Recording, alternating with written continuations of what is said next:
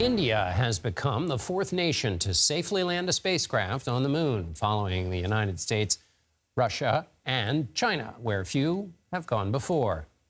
जी हाँ, आप अपनी स्क्रीन पे देख सकते हैं कि हम India is also the first to land its Chandrayaan craft near the moon's south pole. Scientists believe this uncharted territory could hold vital reserves of frozen water, which can be used as fuel for future missions. Leroy Chow joins me now. He's a former NASA astronaut and former commander of the International Space Station. We're so happy to have you with us. So put this into perspective. How big of a deal is this?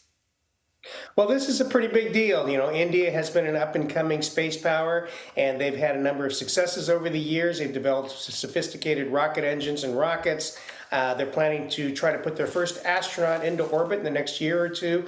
And so coming along and actually landing a lander, only the fourth nation to do so on the surface of the moon, soft landing, and the first nation to put a lander down near the South Pole.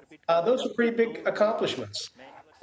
Explain in this answer what a soft landing is, but I'll ask the question first, which is Russia tried to make a soft landing on the moon's southern pole, and it didn't go very well. It crashed. Why is that region drawing so much interest right now?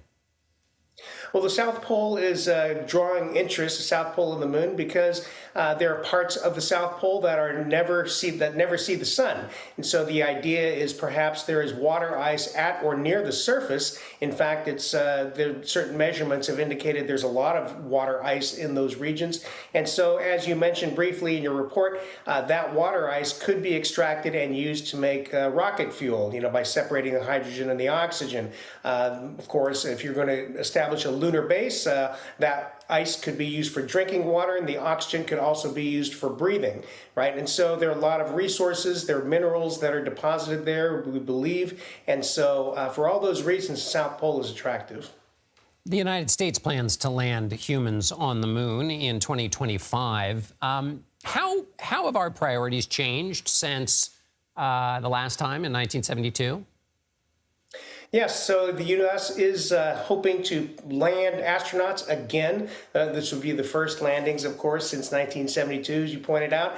These are different because the goals are different. The goal's not just to get there, as it was in the 60s during the Apollo program, during the space race. The idea was to beat the Soviets to the surface of the moon with astronauts. Having won that, this time we're looking to sustainably go there. That is, we've got an architecture that would allow us to explore the moon for, you know, a certain or a longer length of time.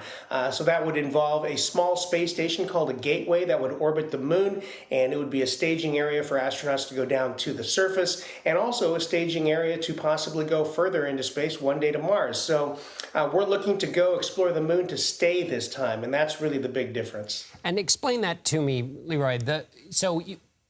Would there ever be an instance in which you would set up shop on the actual moon itself as opposed to orbiting around it?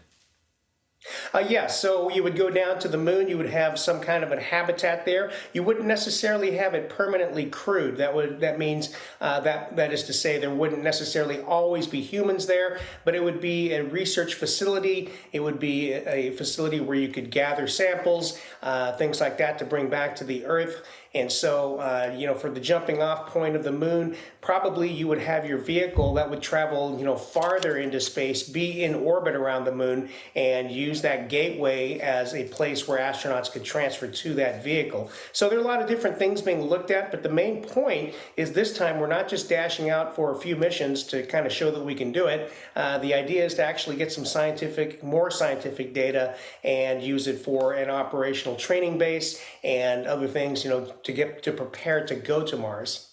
I can't wait. Former NASA astronaut Leroy Chow, thank you so much. My pleasure. Thank you.